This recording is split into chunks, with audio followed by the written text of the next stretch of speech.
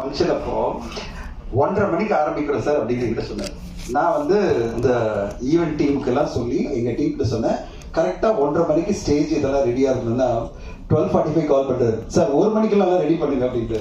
நான் வந்து என்னடா இது எங்க ரெடி பண்றது, அங்கங்க கால் பண்ணிட்டு சீக்கிரம் எடுத்துட்டு வாங்க, ரிலீஸ் பாக்ஸை கொண்டு வாங்க, இங்க போடியம் பேனரை கொண்டு வாங்க அப்படின்னு எல்லாரையும் பதட்டமா சொல்றேன். ஏன்னா ஓடி வந்துட்டாங்க எல்லாரும். கரெக்டா 1:50 ஆரம்பி அப்படின்னு. சார் இருங்க சார், பேனர் வரல சார், பேக்ட்ராப் வரல சார் அப்படின்னு சொல்லிட்டு இருக்கேன். சார் அங்க மேடையில் அது போயிட்டே இருக்கும்போது ஸ்கிரீன் போகும்போது இங்க ஸ்டேஜ்ல ஒட்டுங்க, அங்க வந்து ஆடியோல இது சிடி ரெடி பண்ணுங்க அப்படின்னாரு. இதுதான் சுசி சாருடைய parallel ஒர்க்கிங். அதாவது இன்னைக்கு ஒரு சினிமா எடுக்கிறத ஒரு ராக்கெட் சயின்ஸா எடுத்துக்கிட்டு 3 வருஷம் 4 வருஷம் இழுத்தடிச்சு ப்ரொடியூசர்ஸை ரொம்ப கஷ்டப்படுத்தி பட்ஜெட்டை கூட்டிட்டு கடைசியில படமா வரும்போது பல பேர் கமெண்ட் பண்ற மாதிரி எல்லாம் இல்லாம ஒரு குறுகிய காலத்துக்குள்ள அவர் என்ன கதை எடுக்கணும்னு நினைச்சாரோ அதை அழகா குவாலிட்டியா எடுத்து பேரலா பல விஷயங்கள் பண்ணி விக்னேஷ் இந்நேரம் தெரிஞ்சுட்டு இருப்பீங்க போஸ்ட் ப்ரொடக்ஷன் எப்படி நடக்குதுன்னு. உங்களுக்கு ஆண்டனி பாக்கிற சில மாதிரி எப்படி எல்லாம் போஸ்ட் ப்ரொடக்ஷன் நடக்கும்னு எப்படி நடக்கும்னு சொல்லிடுற. சில இயக்குநர்கள் என்ன பண்ணுவாங்க, போஸ்ட் ப்ரொடக்ஷன் ஒன்னொன்னா பண்ணுவாங்க.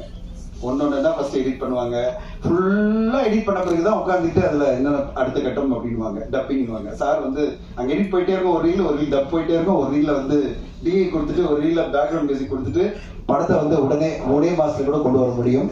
ஏன்னா அகத்தியன் சார் என்கிட்ட ஒரு தடவை சொன்னாரு, அவருடைய படம் எல்லோரும் பாராட்டப்பட்ட கோகுலத்தில் செய்த படம் வந்து ஷூட்டிங் ஆரம்பிச்ச 72வது நாள் ரிலீஸ் பண்ண அப்படின்னாரு. எல்லாமே பாசிபிள். 72வது நாள் தேர்ல படம் வந்துதான்.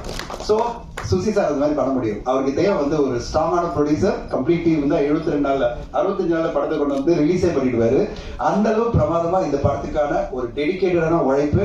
அந்த பரபரப்பு இருக்குல்ல, அதை பார்த்து நானே அப்படியே பயந்துட்டு, ஐயோ அப்பா இவ்வளவு பரபரப்பு நம்மளால மேனேஜ் பண்ண முடியுமா தெரியல அப்படின்னு.